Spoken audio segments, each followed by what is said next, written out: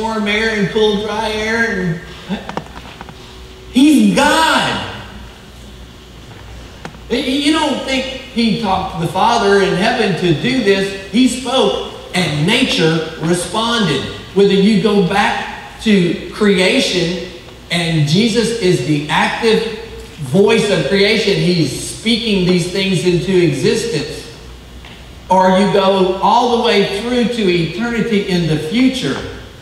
We're not trying to persuade people to come to a Jesus who was a guy who lived 2,000 years ago, who was just a nice guy, and depending on who you talk to, he died on the cross, and depending on who you talk to, he raised. No, we're talking about the plan of God, who he himself came to this world, Jesus, the Son of God, in a physical body to be our sacrifice.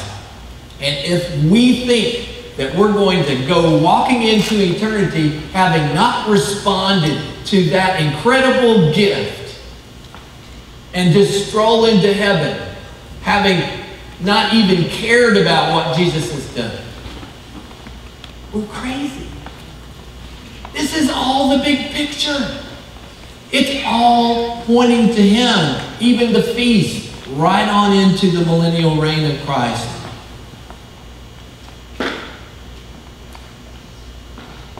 When we come to the place where Jesus rebukes the sea, that's tossing them around. Are there not times when in your life, I know there are in mine, when it seems like the sea of my experience is just tossing me around? And how many of you have ever been in a boat when a storm came in and it was very difficult to, I see a few hands.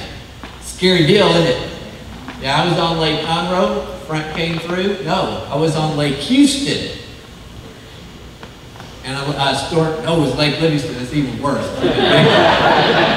It's even bigger. I've been on all these lakes. It's even bigger. And besides, this is a preacher story, so I have to pick the biggest one. And when that front came through, I mean, we could have water skied on glass up to that point. That front came through, and all of a sudden, it was the ocean. And these little bass boats, the sides are not real high, and they're jumping all over the place. And you can see how a person could be afraid. But if somebody had said, would you feel better if Jesus was in the boat with you? I said, well, he is in the sense that he's here with me, but yeah, if he showed up right now, that would be great. They had Jesus in the boat and they were afraid.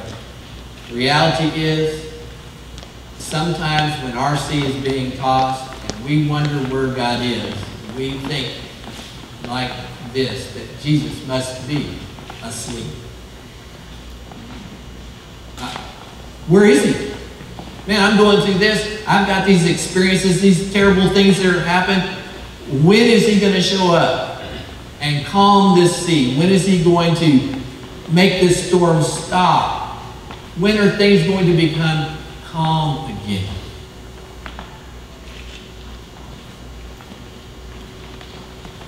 The reality is that sometimes we do not grow in ways of trusting God until things get rocky.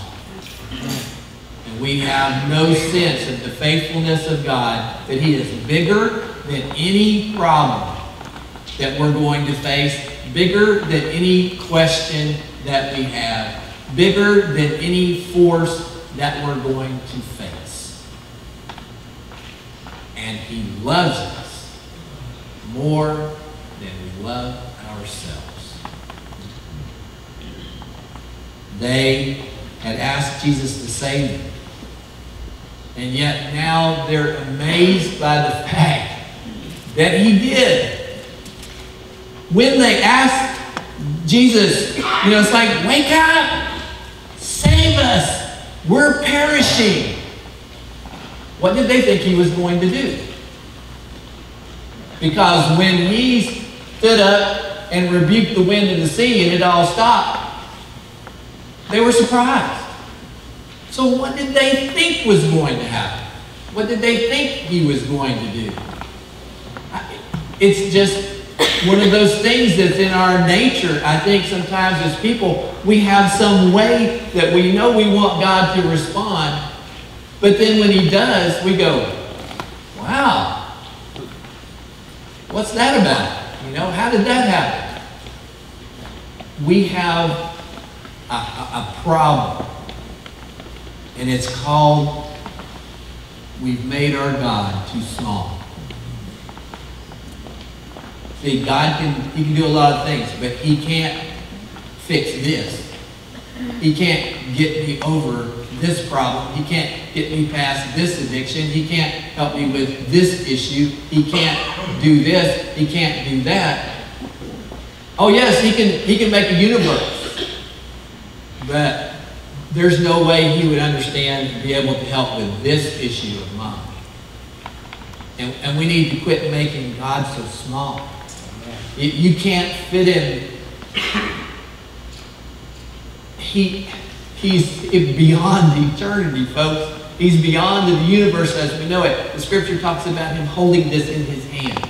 Just to let us know, not that he's out there somewhere in another universe holding the universe in his hand, but the idea that God is bigger than anything and everything we will ever face. We should be expectant that when we pray and ask for his help and direction, that he will respond. If we're praying not selfishly, but for his will to be done, he will respond with either yes or no or wait. And he will respond in those ways for very specific and caring purposes. This last question, as I was studying, kind of hurt. Are you an unbelieving Christian? What? How can I be an unbelieving Christian?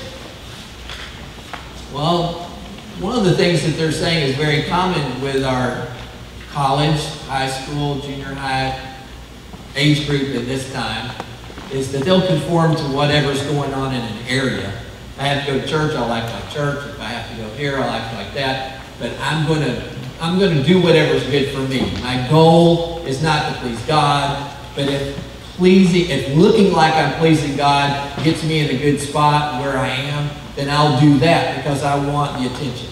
I want the... And people tell me that, and I'm thinking, it's always been that way.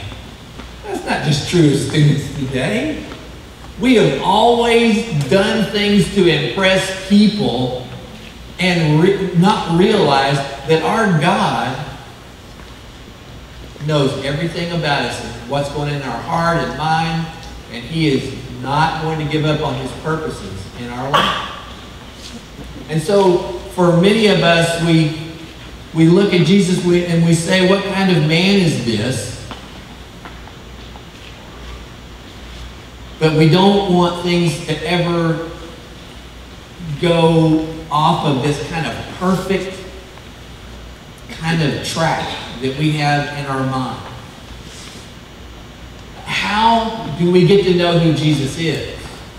Until we walk with Jesus in every kind of situation to see what he will do and how he will respond and how he will lead us.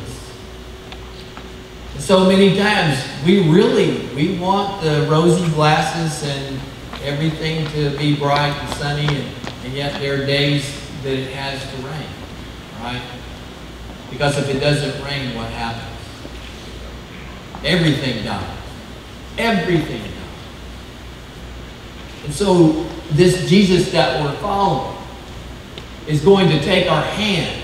He's going to lead us through every kind of situation. The question of what kind of man Jesus is directly connected to the calming of the great storm. That's what they were amazed at.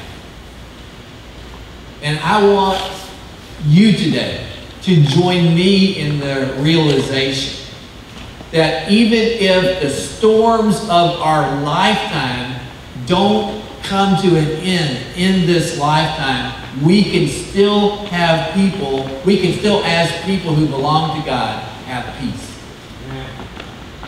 We can still have an assurance that God is in control, that He knows everything about what's going on with us, that we can trust Him, that we can rest in Him in times where it doesn't seem like there's any rest, and we can hope in Him when there are times it doesn't seem like there's any hope.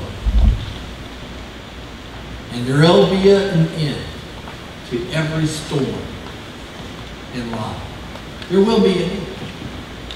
For all the people in our world today who have faced persecution and martyrdom, there was an end to that storm.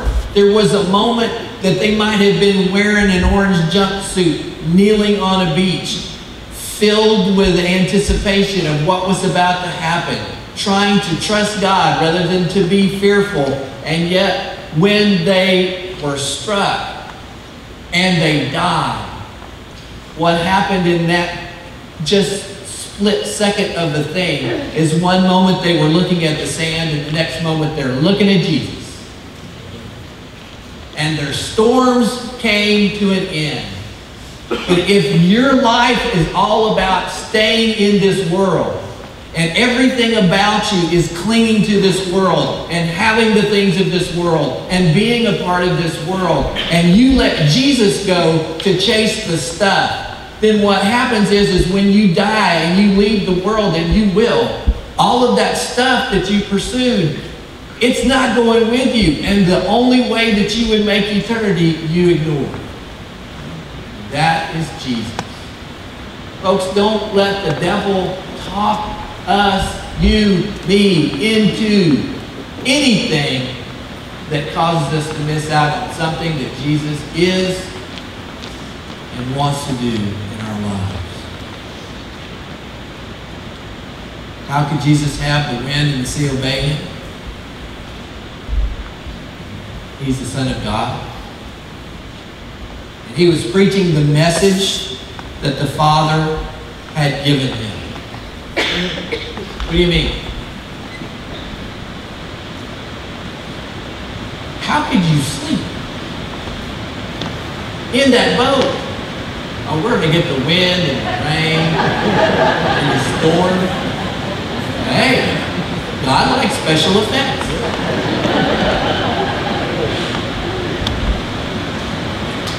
How could He do that? Jesus did not have a faith problem. How long did Jesus know He was going to be here on the earth physically? He knew a crucifixion was coming. Had He been crucified yet? So was He going to die in this boat? No.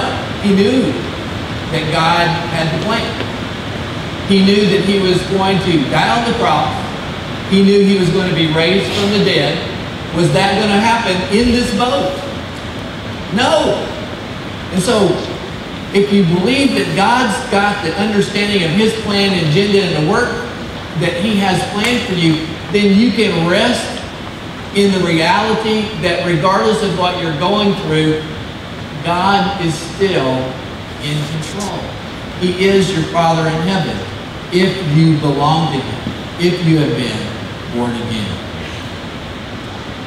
So the last question is this: why did He put you here as His follower?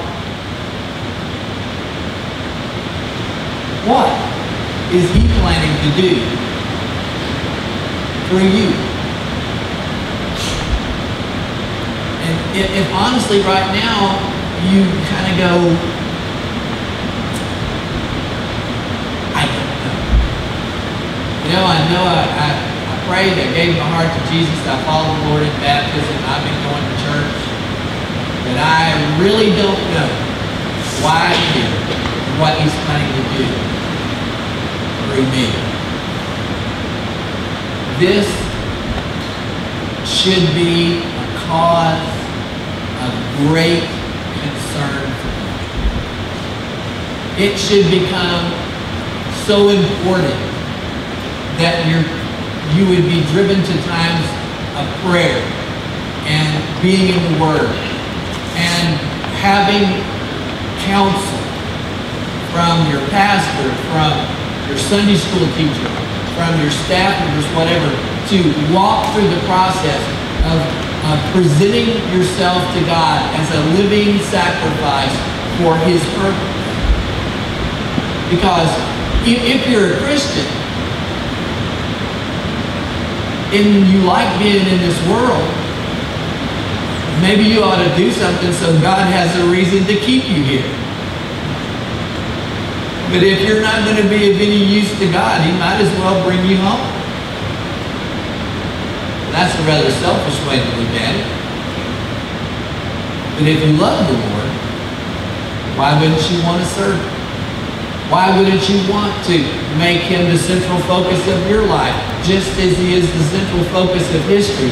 Why wouldn't you want to find your place in His kingdom and in His Word, so that you can be a part of what matters to Him? This is very important. And today, I hope in the time of invitation, if you're one of those folks, then I've been there. God, what am I supposed to be doing as your follower? Why am I here? What are you planning to do through me? I know you're not going to tell me everything in advance, but give me a starting place. Show me where to plug in. This would be so critically important. That today, if you're a person who's never really entrusted your heart and life to Jesus, you like a little Jesus, but you want to hang on to your sin, you're not ready to divorce it. You're not ready to say, Lord Jesus, I choose you. I ask you to forgive me of my sin, of my rebellion against God. I want to put those idols down. And I want you to be my Lord and Savior God. I don't deserve it, but you're graciously offering that to me, and I am going to believe and trust in you and you alone to save